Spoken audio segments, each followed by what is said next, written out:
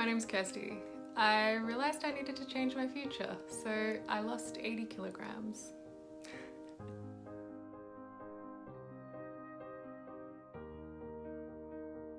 At my heaviest recorded weight, I was 167 kilograms.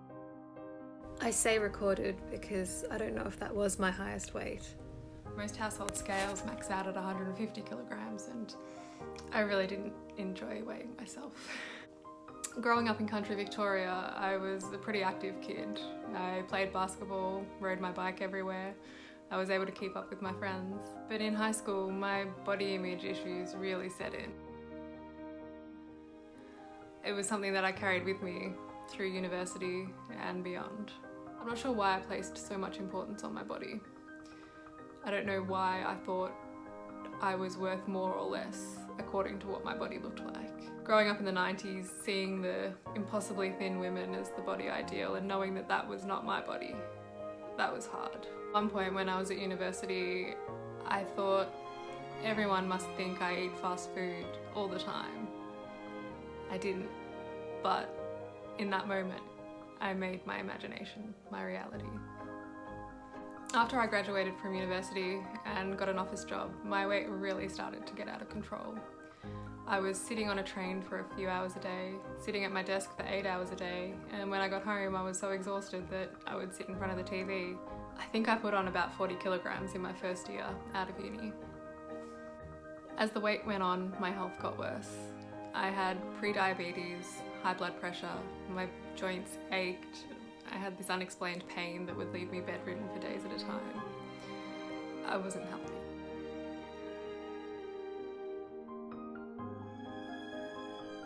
As my physical health got worse, my mental health went with it. I could see I no longer fitted in the world anymore. Whether it was the backseat of a car or those plastic chairs you get at every barbecue. I could see the look of disappointment in people's eyes when they realised that the only seat left on the train was the one next to me. I began to retreat from the world. I would hide myself in my clothes. I would stay home if I could. I wore a uniform of stretchy dresses, leggings and cardigans, no matter the weather, no matter the occasion. Eventually I stopped being social and I essentially stopped living. My only comfort at that point was food. But the food I was eating and how I was eating it was killing me. I was blindly consuming to try and make myself feel better, but ultimately just feeling worse. I felt so defeated and I didn't know how to get out of it. I hated seeing my doctor and I think he hated seeing me too.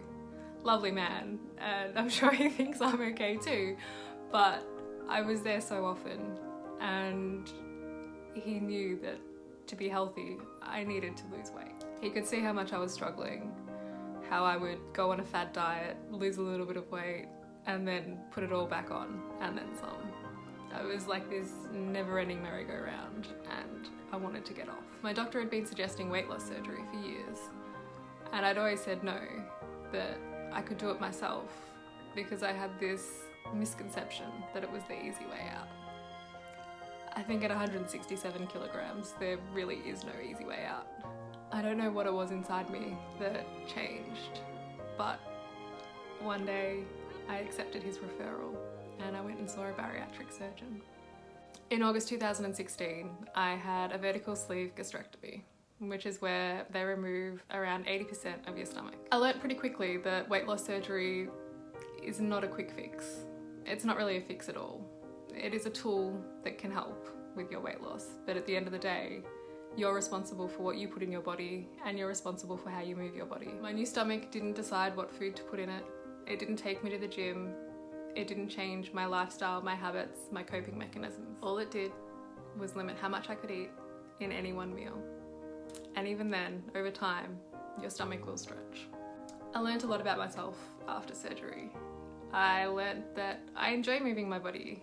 I enjoy Zumba. I enjoy going on hikes with friends. I even enjoy going to the gym, but I have to have a personal trainer there with me. I started to cook more and I realised I've got a passion for cooking. I learnt more about nutrition and how to fuel myself appropriately. As I started to care more about my body, I realised I could no longer use someone else's body to fuel my own. I'm vegan for the animals and for the environment. And there are as many ways to eat a vegan diet as there are to eat a non-vegan diet. So for my health and for myself, I eat mostly whole foods, plant-based.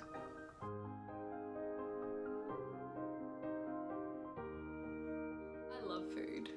I think food is a language all of its own. It's universal and it's fun. We use food to celebrate. We've got rooms in our house dedicated to food. When you have a food addiction, you can't just quit food, but you can change your relationship with it. I share my food and my recipes because I'm proud. I'm proud of my relationship with food and that I've been able to rewrite my relationship with food.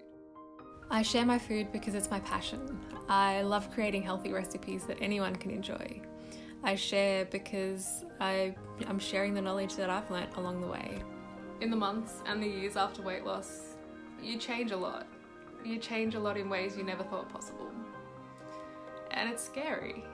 So I share my story and my vulnerabilities so that other people don't feel so alone, so that they know that they're not strange or weird in thinking how they think or feeling how they feel.